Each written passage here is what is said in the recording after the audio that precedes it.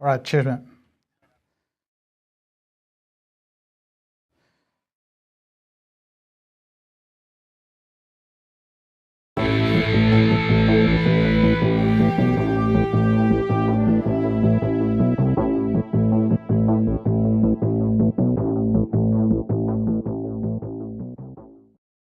Good afternoon. It's Friday, the 7th of July, 2017, just after 1 o'clock. Welcome to UKColumn News. I'm your host, Mike Robinson. Joining me in the studio today, Patrick Henningsen.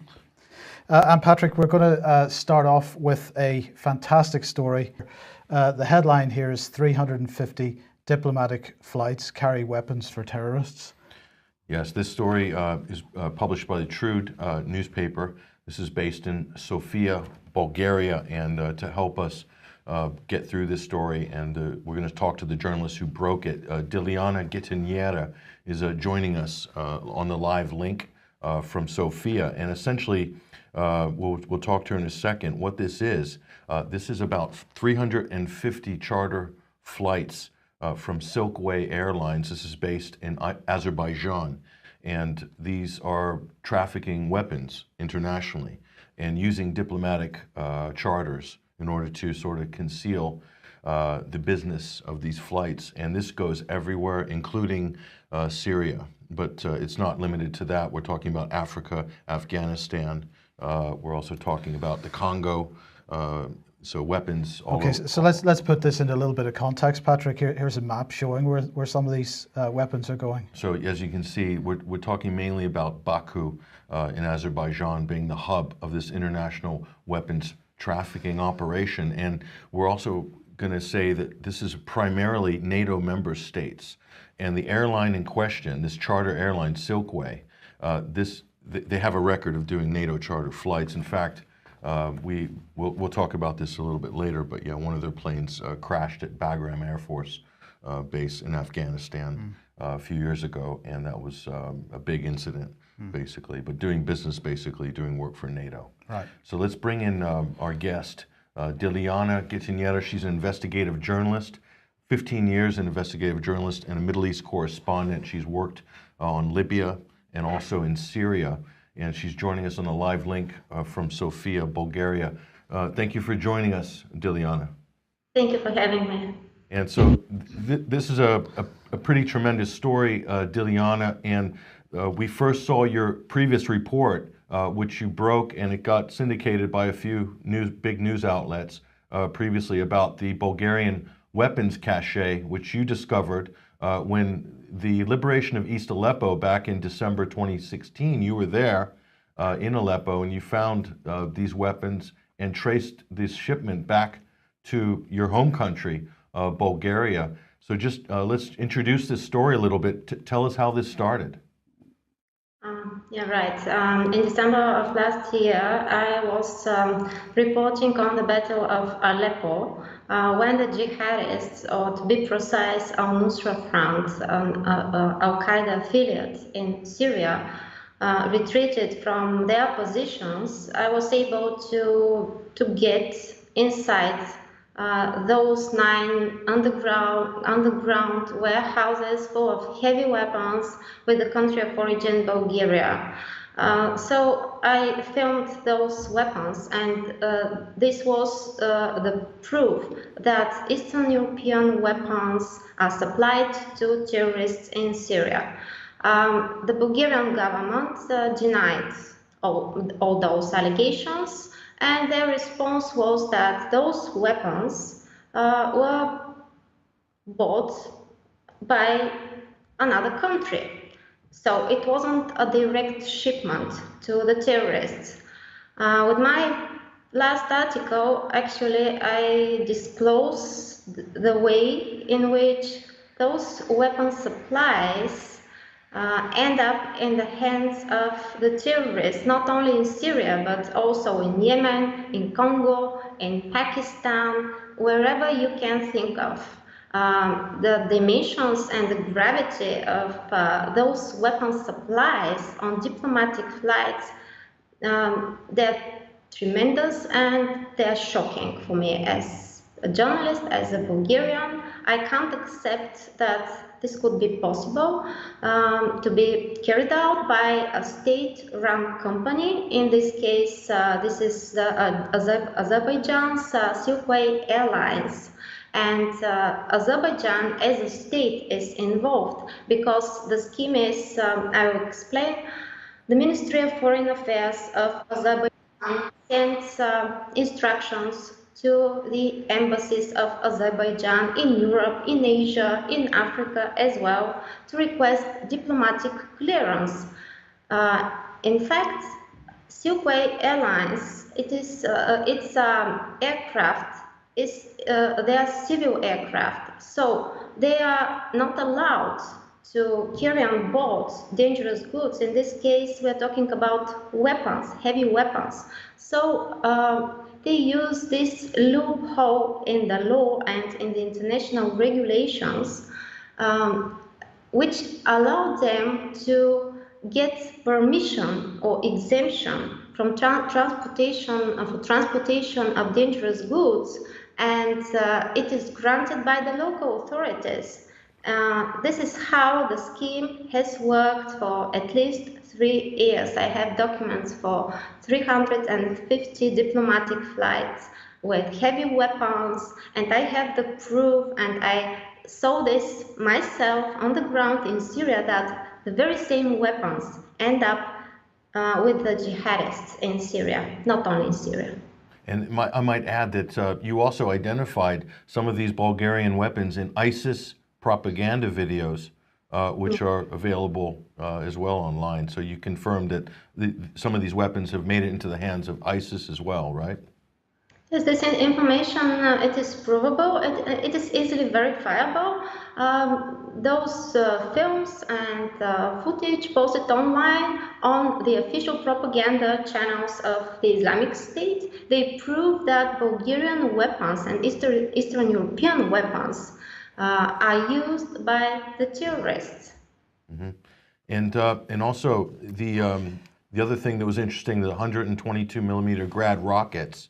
And these are the same Grad rockets that the so-called moderate rebels are shelling civilian areas in West Aleppo, or in Aleppo right now. Even today, they're still taking some Grad rockets as well from outside, from the so-called rebels. These are the same weapons, right? It's shocking how they call them moderate rebels. How can rebels be moderate when they are heavily armed, when they kill civilians? Because I saw myself, one of those Grad rockets fell next to us in western Aleppo and killed and beheaded a mother and her child in front of me. I saw them dying before my eyes by the very same rockets fired by the so-called moderate rebels in Aleppo. Those were not moderate rebels, those were Al-Qaeda affiliates. And I traced those rockets, and according to the documents which I obtained from the Azerbaijan's embassy to Bulgaria, those rockets were transported on diplomatic flights. And what is important to say, how the scheme works, the airplane lands and makes technical landing on intermediary locations. For example, let's say Turkey, in Adana or in Julik military air base, which is located just 200 kilometers away from the border with Syria. According to documents, the very same weapons should have been obtained and received by the Ministry of Defense of Azerbaijan. But those rockets and those heavy weapons never reached Azerbaijan and the Ministry of Defense of Azerbaijan. Those rockets reached terrorists. And I saw what I'm talking now in my personal experience. I'm not talking unverifiable facts. So basically, the Azeri government requested diplomatic clearance, and so embassies were sent notes to the ministries of these host countries. And they just happen to be mostly, we're talking about NATO member states or friendly NATO allied states as well. And so from Azerbaijan, from Baku, we have this network. So we have flights going to the Czech Republic. We have Slovenia or Slovakia, I think Slovakia, Serbia as well, and Saudi Arabia, Afghanistan, North Sudan, Burkina Faso, the week before a coup took place, by the way, we might add. This is all detailed in Diliana's article, Mike. And also, in terms of the U.S., you've also uncovered $1 billion, if you total up the weapons transfers with the United States, a total of $1 billion in weapons transfers. This is quite a substantial cachet of weapons. What other countries besides the U.S. are involved in this? What Western countries did you see? I think Sweden was mentioned as well, possibly Norway. Explain who's involved.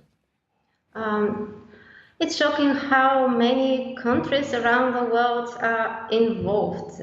Many European countries, as you mentioned, NATO members from Europe, the United States, US Special Operations Command, and other customers of this service, diplomatic flights for weapons, which are, by the way, exempt from checks, inspections, and air bills. Other customers of those diplomatic flights are Saudi Arabia and the United Arab Emirates. By the way, talking about the main customers of those flights, definitely these are the United States and Saudi Arabia. Saudi Arabia is indicated as the sponsoring party in many of the documents for the transportation of those weapons. So, for example, one private company from the US or from Bulgaria or from Serbia or wherever buys weapons. Actually, the real and the sponsor of this purchase is not the Balkan state or the private company. It is Saudi Arabia. This is indicated in the documents. Interestingly, some of the payments were made in cash in American dollars. So how can we talk about legal supplies when you pay cash, not in the way that is supposed to do it? And for me, what is shocking is that actually this scheme, it is legal, but it is used for illegal supplies of weapons. And I thought, how can this be possible? But it is possible because using the loopholes in the international regulations, in IATA regulations, all these suppliers, all these services from around the world can supply freely their weapons, and we see the result in Syria. More than 500,000 people have already been killed by the Syrian weapons. Let's take a look at some of the front companies involved in procuring this. We've got, in her article, she talks about the Purple Shovel, is an American front company that was used in the Train and Equip program in Syria. And this is Coleman International, LLC. They work with the Department of Defense in the United States. They're based, I believe, in Alexandria, Virginia, just a stone's throw away from the CIA. And so they're clearly involved in this. Their name was on one of the procurement documents in Diliana's investigation. Also, Chemring, and they're based in Florida. And so these are the companies that are basically doing the work, doing the supplying. And so this is a way of outsourcing to corporate partners, or what seems to be, they're functioning like CIA front companies, you could say. And so this is a way of basically waging illegal war, but without breaking the law, technically. This is what the outsourcing is doing here. And this is all detailed in her investigation on Trude newspaper. The detail is amazing, Diliana, and hopefully we'll get you possibly on the Sunday Wire on Sunday to maybe go into a more of an in-depth analysis on this.